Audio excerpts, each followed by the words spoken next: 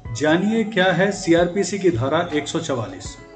तो देखिए क्या होती है 144, तो इसको हम समझते हैं। सबसे पहली चीज़ तो ये है कि भारतीय जो दंड संहिता 1973 है, यानी code of criminal procedure 1973 CrPC, उसके अंतर्गत धारा 144 समाज में शांति व्यवस्था स्थापित करने के लिए लगाई जाती है।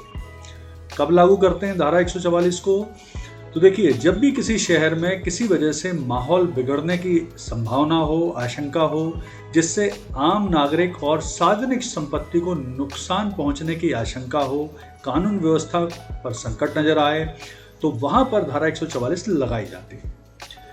इसके अलावा कई मामलों में इस धारा का इस्तेमाल आशंका के मद्देनजर भी हो सकता है, यानी भविष्य में कहीं किसी स्थान पर अगर उनको लगता है कानून व्यवस्था बिगड़ सकती है तो वहां भी लगा सकते हैं।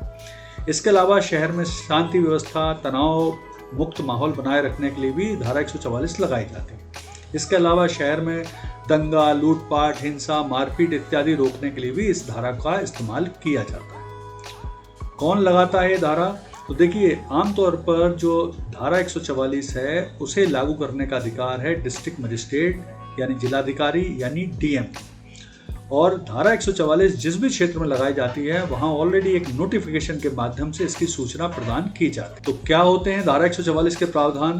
तो जिस इलाके में धारा 144 लगाई जाती है वहां 4 या उससे अधिक व्यक्ति इकट्ठे नहीं हो सकते। फिर यहाँ पर ऐसे 4 से अधिक व्यक्तियों के इकट्ठे होने पर, सार्वजनिक तौर पर सभा करने पर, अस्त्र शस्त्र ले जाने पर 2 महीने तक पाबंदी लगाई जाती है। लेकिन अगर ऐसा लगे कि वहाँ पर दंगा या शांति व्यवस्था भंग हो सकती है तो इस धारा 144 को 6 महीने तक आगे बढ़ाया जा सकता है। इसके अलावा यातायात संचालन पर भी उस क्षेत्र में कुछ रोक या पार्शियल रोक लगाई जा सकती है। इसके अलावा प्रशासन चाहे तो वहाँ पर इंटरनेट सेवा को भी बंद कर सकता है कुछ समय के लिए। अब देखते हैं कि इसमें क्या सजा का प्रावधान है। तो ध्यान रखिए कि धारा 144 में जो भी व्यक्ति को पकड़ा जाता है उसे अधिकतम सजा 3 साल की हो सकती है। अब देखते हैं कर्फ्यू। तो देखिए, कर्फ्यू और धारा 144 को कई व्यक्ति एक साथ ही समझते हैं, एक जैसा ही समझते हैं, लेकिन ये दोनों अलग हैं।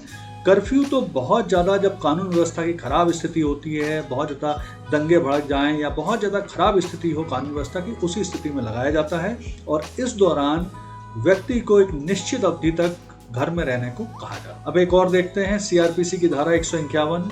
ये है जब भी कोई व्यक्ति कानूनी गैर कानूनी जनसभा कर समाज में लोगों के बीच में अशांति फैलाने की कोशिश करता है तो ऐसे व्यक्ति या अपराधियों को उस जनसभा से जुड़े हैं उसे पुलिस पकड़ सकती है।